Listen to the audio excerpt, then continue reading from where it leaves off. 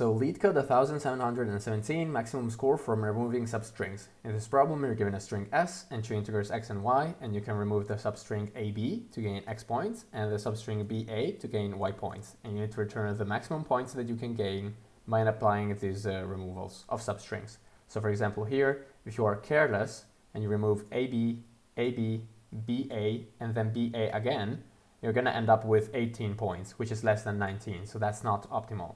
The optimal way is as shown in the example here. Okay, so why can this problem be solved with a greedy approach? Because we've seen here that not every situation, not every random ordering or taking substrings works. You need to have an actual strategy. And there is a greedy strategy that works. And the greedy strategy is always take, whenever possible, the substring with the best score, and only take the one with the lowest score whenever you literally cannot do anything else and you would have thrown away the letters otherwise, right? So you always want to check first if you can have the best one, and only as a last resort you want to use the worst one, so the one that gives least points. And the reason for that is because it will never happen to you. Let's say that this one is the best, like in this example, right? So removing the substring ba is always the best. So you might say, okay, but what if maybe removing this substring, while not good in the short term, will maybe be good for me in the long term? And you can show that that is impossible, because to have it so that a removal of the string ab causes the string ba, you'd have to have something like this, right? You have to have ba and then something in between that causes it to not be able to be removed, okay? And if you're saying, okay, I want ab in there, then you'd be having something like this. And you can see that you already have the string ba, which is the best of the two, so there's no point in taking this one. And the same can be said in the other case. If you have ab and you have something in between that impedes you, doesn't let you take these two letters, then if what is here is ba, then you already have ab, so there's no point in removing this to then take ab, because we've said that ab is the best one, right? So that's why you can always take the best one of the two and completely ignore the other unless you're about to throw away some letters. And what I mean by that is, for example, during your scan of the string, let's say that you reach a random character like t or something like that, right? Whatever happens before t doesn't reach after t. So here you could have anything, and before you could have anything, and it doesn't matter. Like, this is a hard boundary. It, like, everything resets, the state resets when you meet this t. And so let's say that in this example here, your best substring was ba, and here you only have ab. Well, now since you've met a character that hard resets your state, you're thinking something like, okay, well, might as well remove this substring and at least gain x points, right? Because the alternative is throwing it away, so not removing it, which is obviously worst, unless x points is negative, which is, it's never, by the way.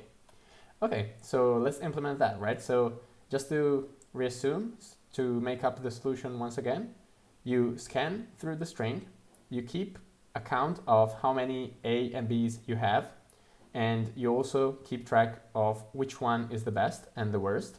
And we're going to have a neat trick to solve that case, where, for example, x is less than y or y is less than x. We're going to reconduce all of them to the same problem. Okay, and yeah, you just move forward, keep the counters, and whenever you have the possibility to remove your best substring, you do so instantly. And whenever you reach a letter that is neither a and neither b, you check if you can take your worst substring, and if so, then you remove that. Okay, right, so let's implement that. So we're going to start with the neat trick to have so that x less than y is the same problem as y less than x. So if x is less than y, then we swap them, right? And we reverse the string. And this can only be done because AB is the reverse of BA. So this is basically bringing the problem back, like kind of recursively. Like, you could also write this as a recursive call. So you could do something like return maximum gain of x of s reversed, and y and x. And that would give you the correct result. And you can try it yourself to convince yourself of that. Okay, now you need your counters. So count how many a's you have, count how many b's you have, and count your result. This is just the result variable that we will return later on. And now what you do is you scan through your string one by one, character by character, and you check if your character is an A, and if so, then you can have one more A. So that's good, right? Okay. And what if your character is B? Okay, this is where the actual logic comes in. Now, because of this neat trick that we've had so far, then we know that X is always greater than Y. Because if it wasn't greater than Y, then it gets swapped so that it now is greater than Y. And the case where they are equal is trivial. It doesn't make any difference to take one or the other substring. So we're only interested in the case where they are not equal. So after this if branch gets executed, you're always going to have X greater than Y. So that means that you always want to take the substring AB, and you only want to take BA if you can't do anything else. And if you, the only other option is to throw away these characters and not remove the substring. Okay?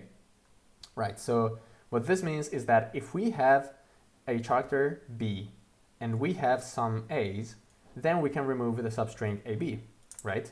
So if we have at least one A, then we can add to our result the points that we gain by removing AB, and we can remove one A. And notice that we do not remove the B because we don't increment it, B. So there's no need to decrement it. Otherwise, you could increment it and then decrement it here, but that would be redundant. Okay, otherwise, if you don't have any A's, then you now have one more B, and that's it, right? Okay, so that's fine and dandy, but what if the character is something else? So it's neither an A and neither a B, so it's something like a T.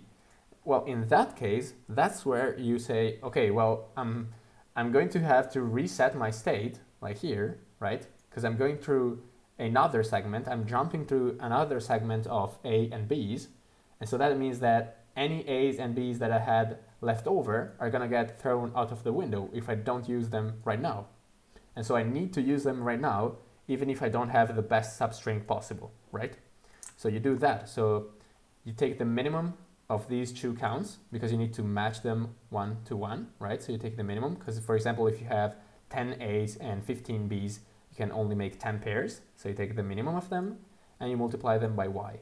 And notice that we know that we can do it like that, and we do not have to check if we could maybe do the X removal, because if we were able to do the X removal, then we wouldn't have gotten here. We would have been here because the character would have been B, right? Okay, so now you've used your leftover characters, and so now you can proceed to reset your state. So you bring count A and count B to 0, and you move to the next segment of A and B's. Or possibly, like there might be another useless character, like, I don't know, D, and in that case you just go through this branch again, but since you've reset these counters, then nothing happens, because the minimum is going to be 0. So you add 0 to the result, which is fine. Okay, and now the only thing that you need to remember is that you might get to the end of the string without having a character that is different to A and B, and so you might never go through this. And so in that case, you want to remember yourself to do it after the loop is ended. Or you could like append to your string a random character like Z. But anyways, we do it like this in this implementation. And at the end, you just return the result. So I'll submit a solution to show you that it works. And the time complexity is O of n, because you just go through the string once. And the space complexity is O of 1, because you don't keep anything. You just keep 2 counters, and that's it. And yeah, just to be clear once again, the reason for which you can be greedy is because there is never a strategy that by removing the worst of the 2 substrings make the best substring appear. Because if there was such a solution, if there was such a situation, then it means that you already have the best substring. And so there's no point in removing the worst substring to make it appear, because you have it already. So what's the point in removing that to make it appear if you already have it, right?